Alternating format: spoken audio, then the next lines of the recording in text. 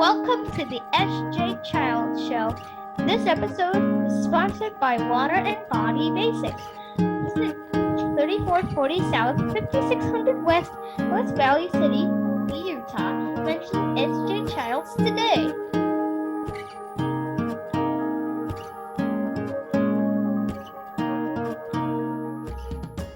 Hi, and welcome to the SJ Childs Show. I'm your host, SJ Childs, and today I have a special guest coming all the way from the top of the Northwest, from Seattle.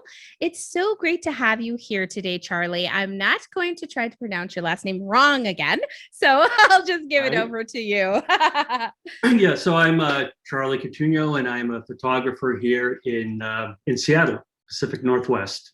They love that. And, you know, you're the very first photographer that I have interviewed. So I'm very excited to talk to you about this and the processes and some projects that you have worked on in the past, which is how we became connected. Was a great friend of mine, Cassandra. Thank you so much, Cassandra, for sending me this article about you doing photographs for autism. And I am a huge advocate for autism, global autism speaker, and the love of all things autism. So I was so honored to reach out to you and have you accept to be on the show, of course. So thank you so very much. Tell us a little bit about yourself. Well, let's see. I originally from Boston, grew up there, spent 15 years between New York, London, and LA, working as a musician, actor, writer, director, waiter, sometimes, whatever you got to do. Yeah. And I was also an audio engineer, and I came to Seattle in '94 after being recruited by Microsoft to do some work with their video teleconferencing. This was too long ago, way back, I don't know, the age of dinosaurs, I guess. But it was before the web, and so I did that. And concurrently, I was running a photography business. And so my wife and I were up here, and my original plan was to be at Microsoft for 5 years and then go full-time into photography. And then in year 4, when my son was born, we knew things weren't going, quote, normally as they had with my daughter. And after, I think he was about 4 months old, we were trying to feed him, get him going on solid food. And he was rejecting it. And we thought, well, okay, boys develop slowly, is what they tell you. Yeah. But then after close to a year, he was still rejecting solid foods. We had a feeding study done with him at Seattle Children's Hospital, and they said he had sensory integration disorder with oral tactile defenses.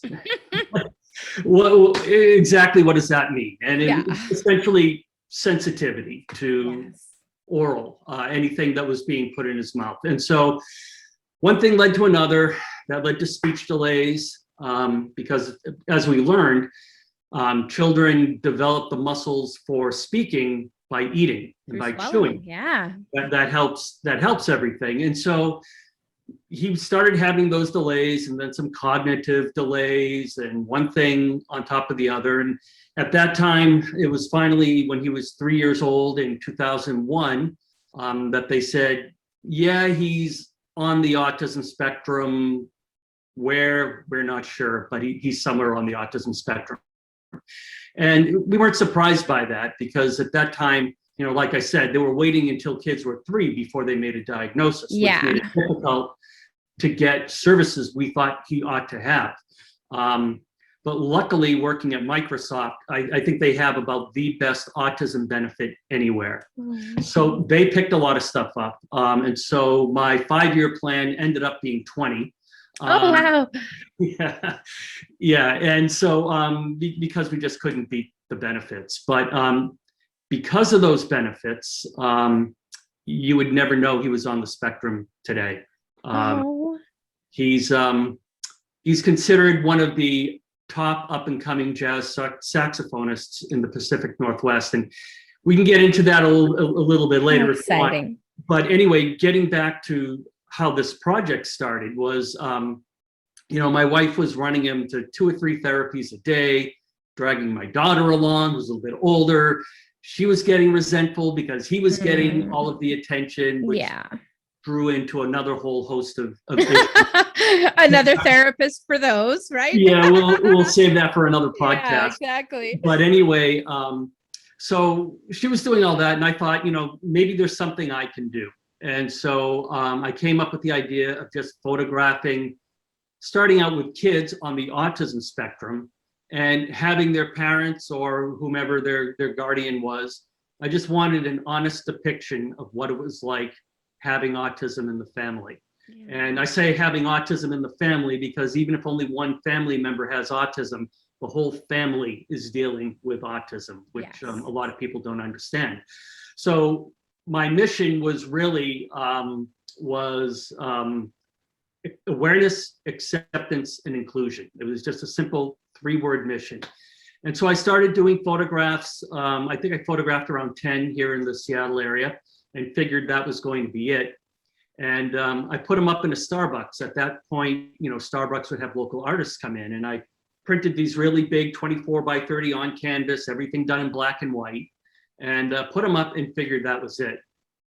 And then I started getting phone calls from people. Mm-hmm. Hey, can my kid be involved? This is pretty cool. Okay, so I expanded it. Then I started getting phone calls from different organizations who heard about it.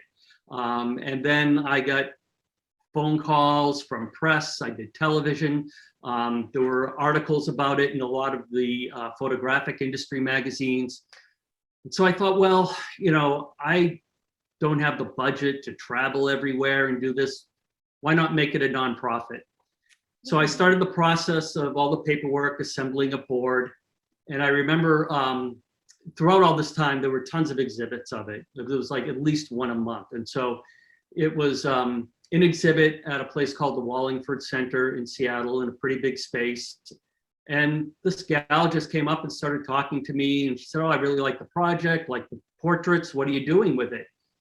And I said, well, what I'd really like to do is turn it into a nonprofit. I'm in that process. And she said, well, I work with a group of volunteer lawyers, and we help people put together nonprofits. All you have to do is send in an application, and if it's approved, we take care of all the legal work for free. You just have to pay the fees, no lawyer fees. And I was on it.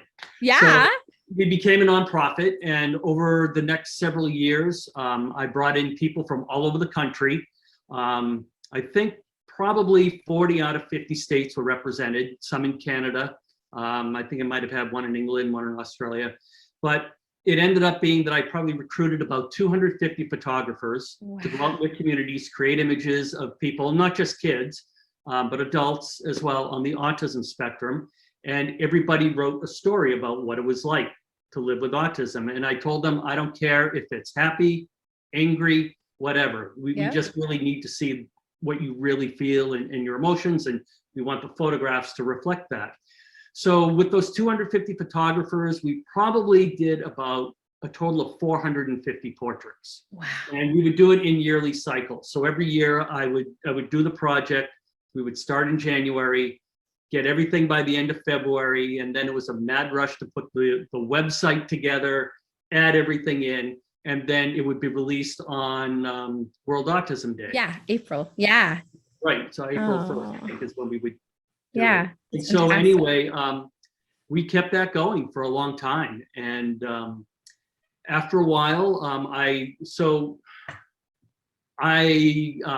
left Microsoft in 2014 to concentrate just on my photography career.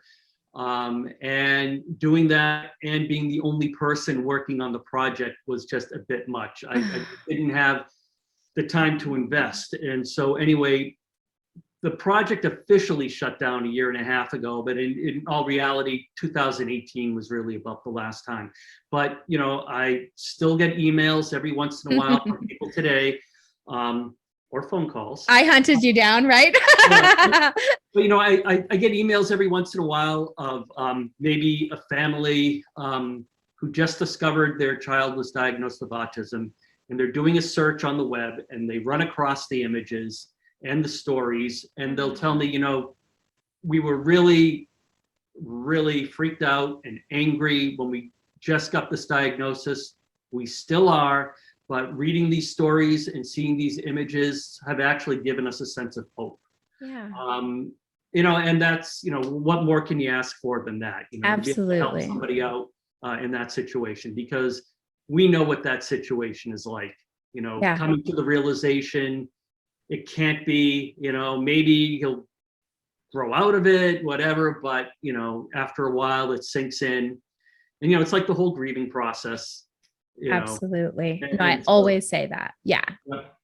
yeah, and it doesn't matter whether it's autism or anything else. It's so true. Anything else. It could Yeah. be a terminal disease or something. People go through this in all aspects of life. Yeah, that is so true. We all have to kind of come to a crossroads where we have to go through something challenging. Mhm. And for some of us, it's lifelong, diagnoses for our children and Mhm. our adults in our life. And the one thing I love that I align in that same belief system with you is in the celebration of that. And not only celebrating the happy times, I love how you also gave grace and respect and honor to those unhappy, to those really challenging times, because that's where that hope comes from, to say, okay, this is how we can kind of relate to this. Oh my gosh, this is how that child has grown, and see those inspiring stories of hope. And really, it comes to the parent's state of mind. Mhm. And that mindset that you get to the point, at least for me, okay, enough of the why did this happen? How could this have happened? Like, now what does our life look like? Right. And on to what do we do better now? How can we help? And I, I'm not sure, how old is your son now? He's 22 now. Okay. So he's gone through all the life transition phases and everything. Yeah. And that is so valuable also, especially for our younger, our younger parents with diagnoses, Mhm. to hear and see those stories of the kids that grow up and have success.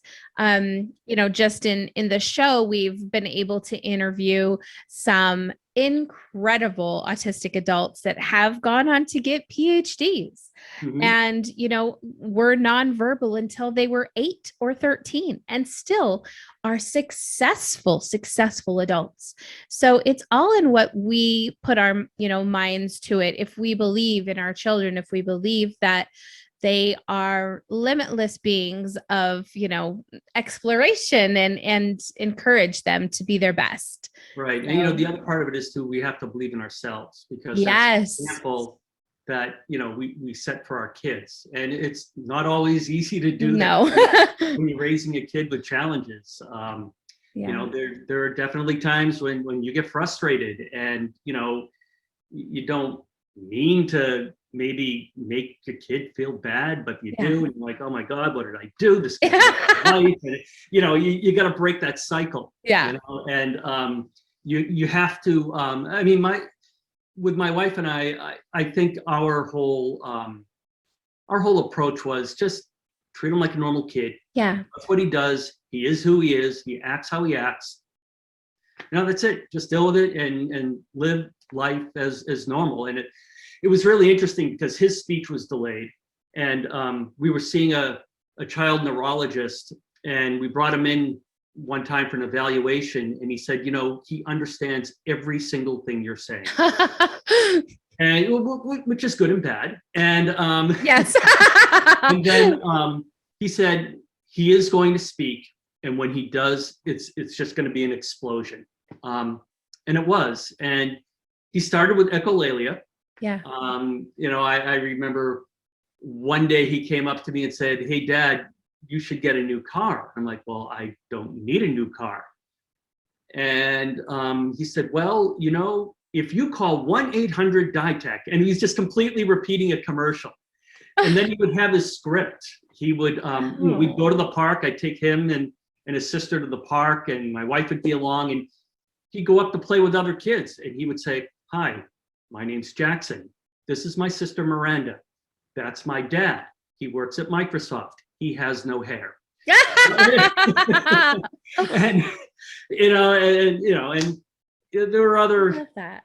couple of funny things. I don't know. I love those things. No, You may want to cut this, but I'll put it in anyway. One day, I was in the bathroom, and he walks in and asks me a question, and I'm standing there, and I said, "Okay, Jackson, you should leave. You never walk in with people." He said, "Okay," and then he looked at me and said, "Oh, by the way, cool penis." I'm just glad. So literal? I was just so glad we weren't at a trough at a Mariners game. Gosh, yes. He's like, compliments for everyone. Exactly. But, oh, that's great. But he's definitely today you would never suspect, and I'm excited. I want to talk about him. So yeah, let's do this. I don't mean you would never suspect, but he seems a little weird. Because when I was when I was growing up, the quote weird kids, they might have been the kids who were never diagnosed, and they were always treated as quote the weird kids. Yeah. And he was for a while, and it was tough, but he's just got always had this personality that is so open, inviting to people. Almost nothing bothers him, even to this day. But all the work that we were able to do in early intervention and the therapies, almost all of which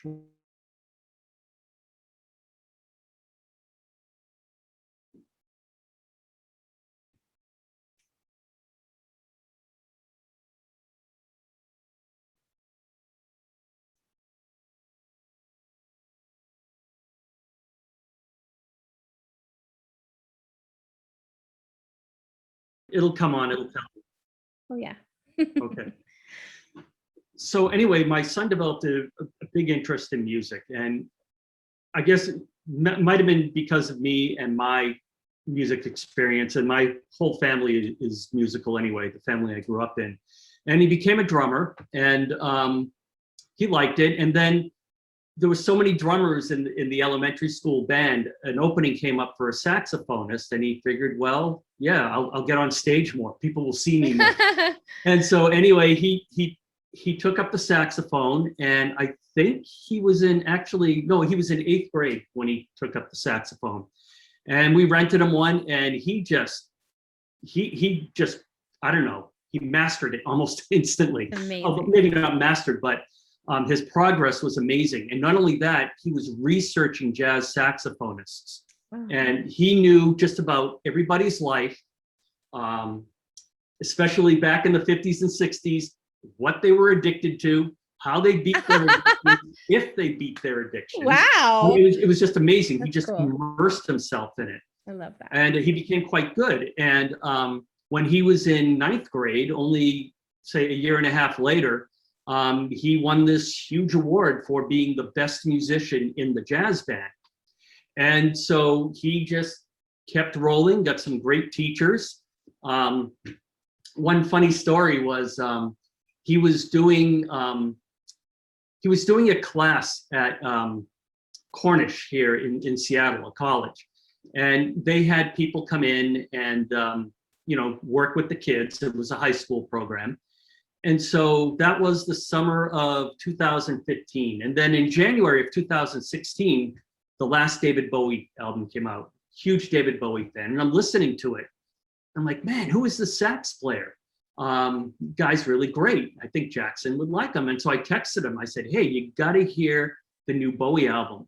There's this sax player on there named Donnie McCaslin. I think you're really going to like him. Have you ever heard of him? And he texted me back, heard of him. I know him. I've worked with him. Oh, that's cool. And so, which was really great. And then that kind of triggered my memory that, oh yeah, I remember talking to a sax teacher when they did this performance, end of 2-week performance. And, he said how great Jackson was and he was doing well and everything. And so he has, over the years, worked with some really high profile saxophonists. And He was at San Francisco Conservatory of Music. He was there for a year and a half. He left right before the pandemic started, which was great timing. But, you know, he's done tours. He's played all over the country. New Orleans, Orlando, Denver, San Francisco, the Monterey Jazz Festival. And right now he's, with COVID happening, he moved back home. And now that everything's opened up, I mean, he's probably playing 4 or 5 nights a week. I'll go out to see him. And, you know, we're talking guys, you know, who are like my age, 50s and 60s, who have been playing for years. And they're like, nothing but praising his playing, and he plays it all down. He won't even tell us when he has a gig. We have to do the research to find out, you know, because to him he's just living his passion, you know, isn't he? That's all he's doing, and, and you know, to him it's no big deal. Yeah, you know? exactly. Like, telling him, you know, you've got something here. Go out, do this, do that. You know, but he handles everything on his own. I mean, he works during the day. He's delivering pizzas right now as we speak. Good for him. But, you know, I mean, he's grown up to be pretty typical. Yeah. You know, as his parents, we know the little things. The quirks, right? Yeah. They're in there. But, you know, as far as having a job, planning his own travel, he had girlfriend, drives, you know, amazing. So I know we're, and as far as that goes, you know, we hit the jackpot with luck, you know. That's getting amazing. The early intervention, keeping him going, not giving up, and you know, just trying to give him belief in himself. And that is so important. I think that's one of the most important things for any child, is building up that belief in themselves, that self-confidence, and that empowerment that they need. Because it is incredible, because I can even see with my own son, the people who believe in him, the people who don't. Like he clings to those who believe in him. He turns away from those who don't. And they're so sensitive to those feelings. And I love how you said the doctor, you know, that told you he can understand everything you're saying to him. I think that that's precious, because I think too often doctors are saying, no, you know, he'll never, they'll never, she'll never. And I think that they really need to stop, and they really need to stop doing that. I mean, of course, there are times and you know, circumstances, but for the most part, why would we want to bring a negative like feeling to a family? Let's say whatever, you know, however much help and support you can give them, that's how much they'll grow. That's what these parents need to hear. So and the other thing is, you know, don't be afraid to give your doctor the boot. Yeah, we had to do that. That is so true. His original pediatrician, I mean, especially my wife, was so tuned in. She knew something wasn't right. And at that point, we didn't know if it might be autism or anything else, but we were pushing our pediatrician to get, you know, further tests done. And I remember the day, I think my son was maybe a year and a half, you know, and we were in there. It was late in the afternoon, and we're trying to get her to, you know, give us a referral for some services. And she just put her hand on her hip, turned her head, and she said, "What do you think he's got, a brain tumor or something?" You know, and that was that. We walked out, and we found someone else who was willing to, less ignorant. I mean, you don't expect that out of somebody in the medical field. Tough. It's so tough. You know, and it's not only with kids, it's with adults as well. Yeah. Doctors that get into a routine, they know what they want to prescribe for this or that, and they stop looking at the whole picture. Right. You know, everything's a false alarm, you know, because many things are false alarms. It's hard. You don't know that unless you check them out. Yes. And so, yeah, that's another thing. Do not be afraid to fire a physician or anybody else. You know, therapist. You know, doesn't matter if it's somebody working on gross motor skills. Yeah. You know inside if it's right or if it's wrong. Definitely. You do. You know what I always get kind of frustrated by is I love that companies are now giving parent support or parent training and, you know, parent coaching, except for when, and I hate sound awful like this, but I cannot receive information well from a college student who's got all their information out of a book and has no children. Right. That is the hardest person to receive parenting advice from. I know I can't do it. Right. Yeah. So I think these companies need to kind of take a look at that and explore ways to maybe employ their parents instead for these parent coach positions, because I just remember having a girl come in and just saying, well, if he's not sleeping, take everything out of his room and shut the lights off and shut the door and leave him. I was like, and eventually they'll sleep, right? Yeah. Okay. We're not. Or, we were working with a therapist one time, and this guy was coming into our home, and we had just started the concept of doing timeouts with him, and don't put him in his bedroom because his associates monitor his bedroom, find a spot. And so we decided to start doing that. And so we put him in this one area, and he was especially upset that day, and he was trying to run out. And I'm on my knees down at his level, trying to communicate eye to eye, trying to calm him down, and he just hauled back and kicked me in the groin. And so we were like, all right, maybe that doesn't work for this kid. A lot of times therapists and doctors give you advice, and again, it's like you said. I mean, even if they do have kids of their own who may have been neurotypical, they haven't dealt with 24-hour life cycle of dealing with a kid who functions just differently. Yeah.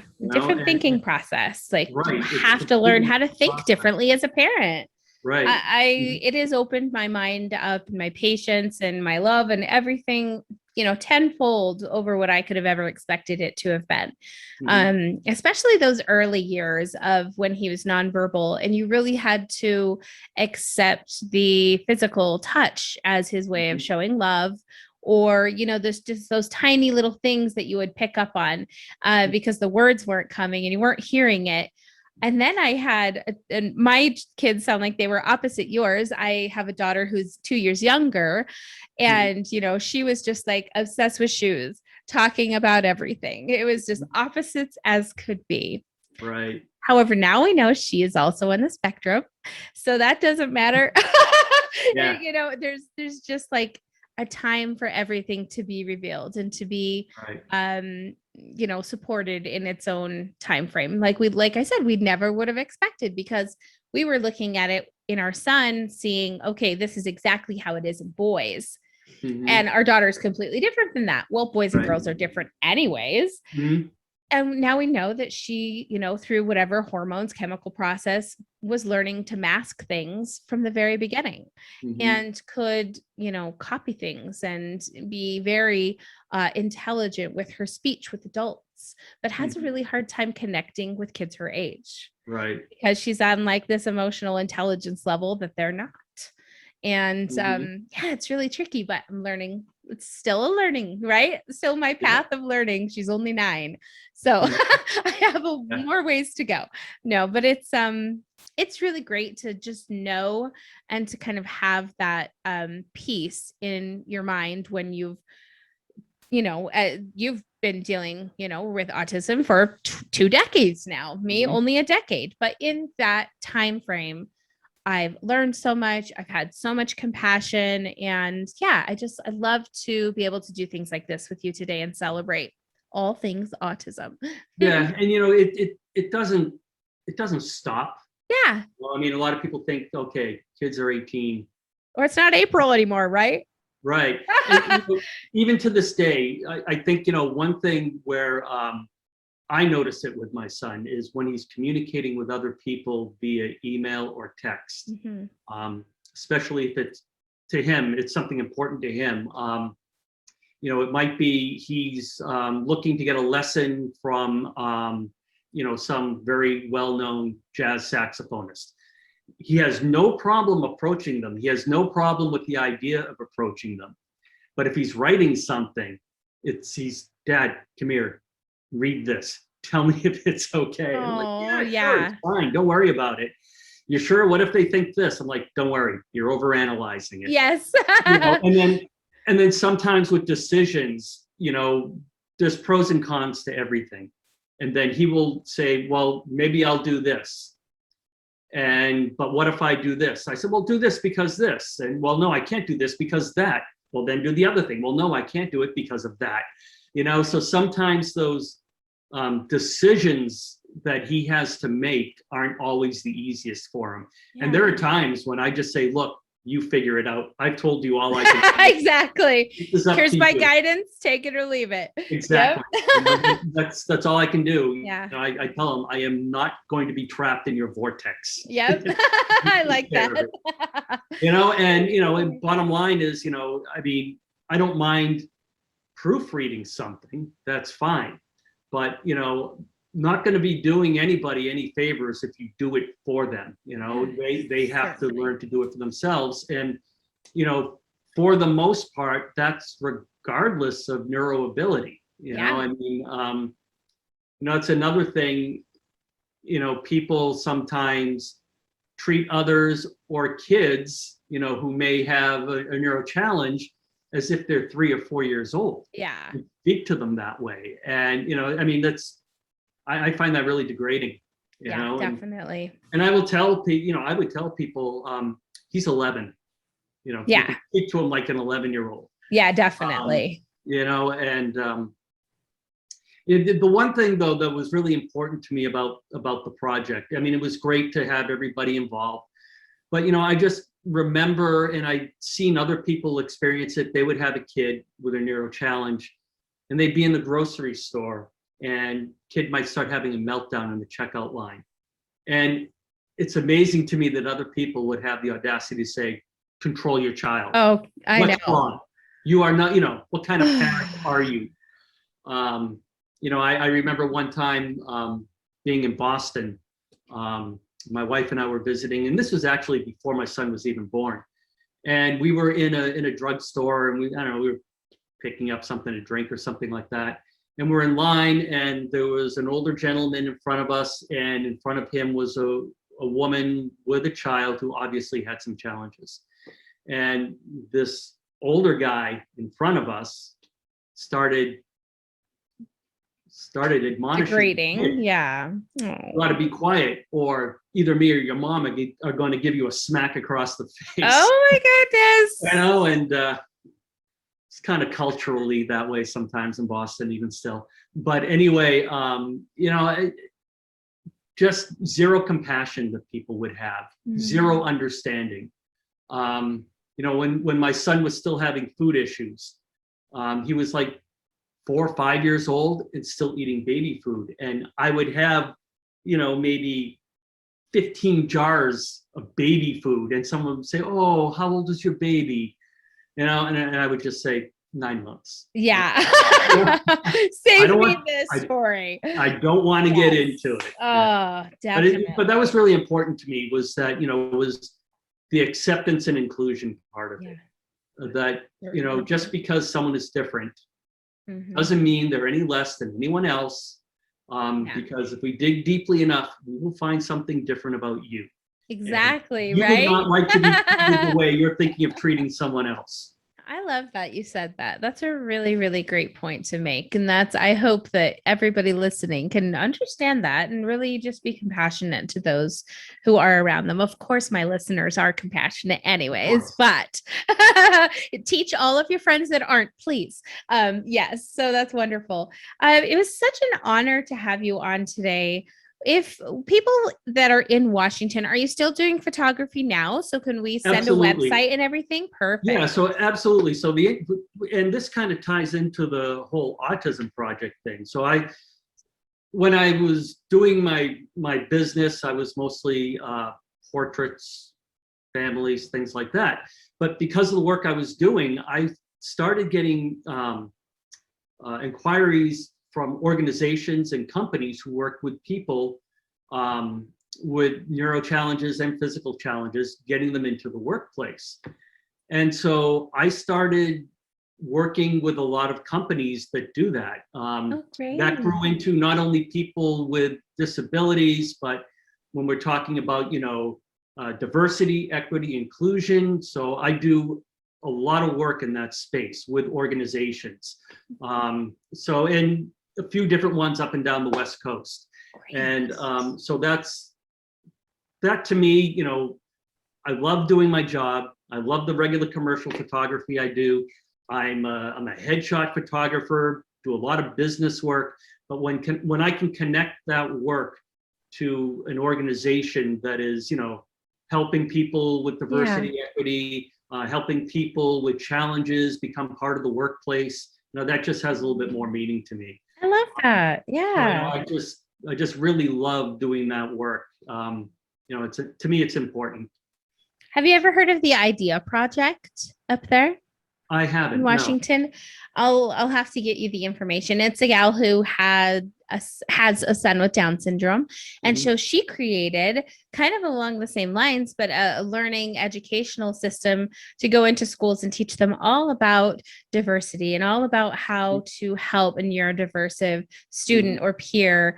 And some of the struggles that she sets up like these little booths, and they go and they read something backwards to show them what dyslexia looks like, or, and all these different little challenges. And that is such a great way to help our community by doing those little things. So I'll have to get you guys together.